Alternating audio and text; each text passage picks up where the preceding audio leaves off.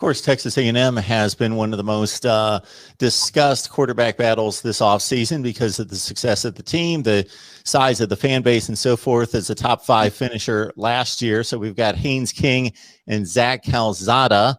I took in their play during the spring game, but then otherwise, of course, it's not the NFL. You don't get preseason to check out these guys, but so you go by the scouting reports, by the various recruiting services, and then you watch the spring game, and then otherwise it's basically just hearsay in regards to the skill sets and who does what better. But what's your breakdown of King, who has been named the starter just recently here, just in the last hour? Yeah. Haynes King versus Zach Calzada. Yeah, so I think both do a lot of good things well. And again, like you said, we don't have a bunch of tape to go off of the spring game, and then if you want to look at the high school tape, but take with a grain of salt. But I think with King, what kind of separates him is one, his athleticism, which has been stated and talked about. But anytime a coach gives you high praise like that, like Jimbo, and where he's stated to run a 4.45, that is a pretty that's high praise, and that's pretty high athleticism as well. So that right there probably separated him from Calzada. And I think King probably didn't get enough credit throwing the ball. Whenever they talk about the competition, they say, hey, King is the more athletic guy. Calzada can spin it and rip it. But I think King's a very good thrower of the football himself, and he has great anticipation and great touch on his balls. He's able to throw a very catchable ball, at least from the limited amount of film that we have. And so everyone seems to be excited about King taking over. And so I think he brings a lot to the table, not just from a throwing side, but I think you can see some creativity for what he can do on the ground as well. We were having that conversation about experience at quarterback a few months ago during a call-in show, and it just got me to wondering, and I thought, you know what, wait a minute. Yes, experience is extremely important. Yes. Do you want experience at any position, especially quarterback? Yes, obviously. Game reps against live bullets, quality competition. Anybody that takes in learning and can develop is obviously going to be a better player the more experience they get. Sure, you want experience, but at the same time, again, we were having this conversation a few months ago, and I said, well, wait a second. And I start thinking through the national championship games, and I went through, Andrew, the last 8 national championship games. So that's 16 teams that advanced to the national championship game. Out of those 16, 8 of them had starting quarterbacks who had basically no experience going into that season. 8 of the 16, no experience going into that season. Yeah, and I think, you build up experience on, once you get maybe 4 or 5 games in, you've seen some things, and you start to, build some comfort and settle in. And especially for guys like Haynes King and Zach Calzada, the other point I would make too, on Zach King, on Haynes King, is they're going up against probably a pretty darn good defense in practice, and that's going to test them, and I think that's going to make you grow up a lot quicker. Just going up against that defense every single day, you're not going to face a defense like that every single time you go out with that much experience and veteran leadership and guys on the front that are generating pressure. And then just in terms of with Haynes King being able to handle the spotlight, another good point that gets brought up quite often with him is he had to lead. I mean, he led a Longview team that had not won a state championship in a very, very long time here in Texas to a state championship. And not only did he do that, he had to deal with a lot of pressure during his time in high school, probably more pressure than a lot of high school quarterbacks have to deal with, to be honest with you.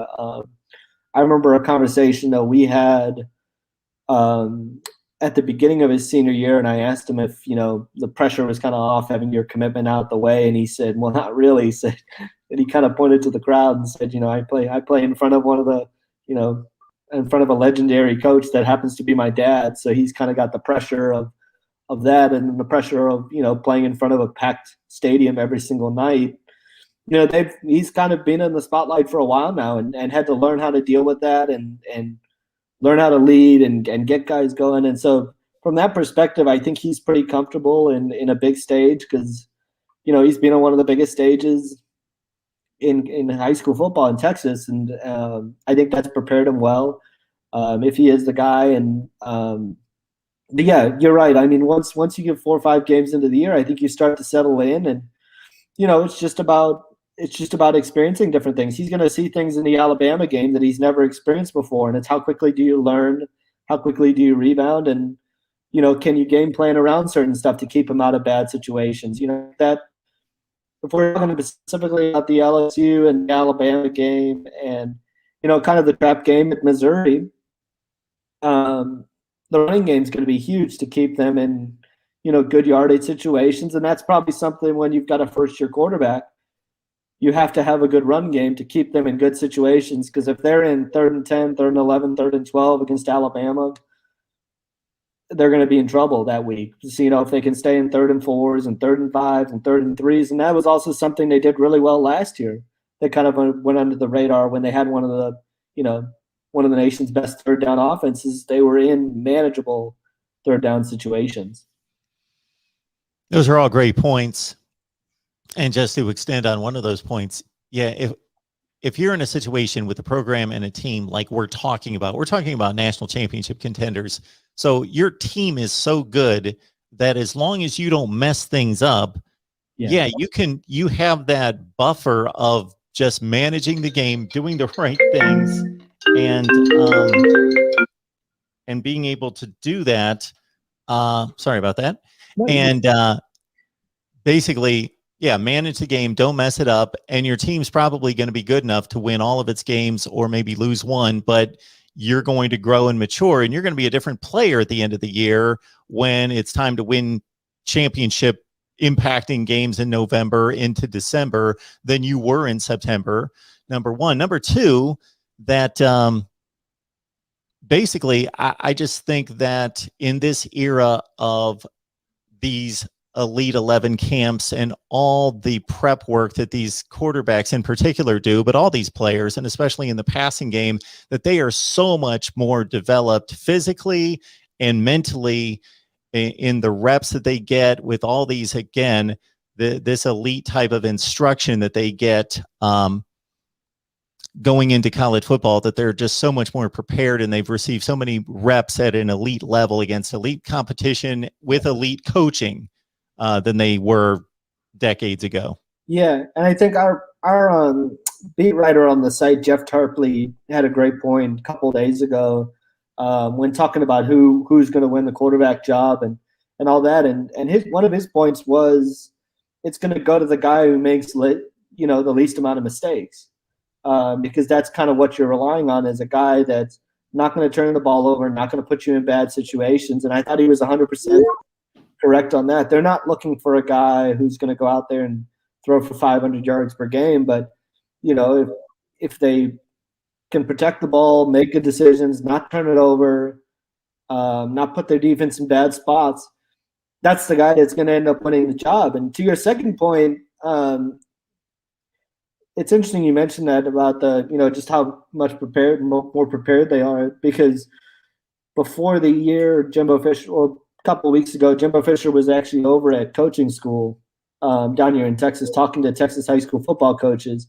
And he just talked about how much more prepared kids are coming into college nowadays from just a holistic standpoint. Because to his point, they are required to do so much more in high school right now. They've got so much media focus on them, following their recruitments, following what they're doing in high school. So they're having to do a lot of interviews. They're having to, engage with the media, learn the plays, go to different camps, go to 7-on-7, go to Elite 11.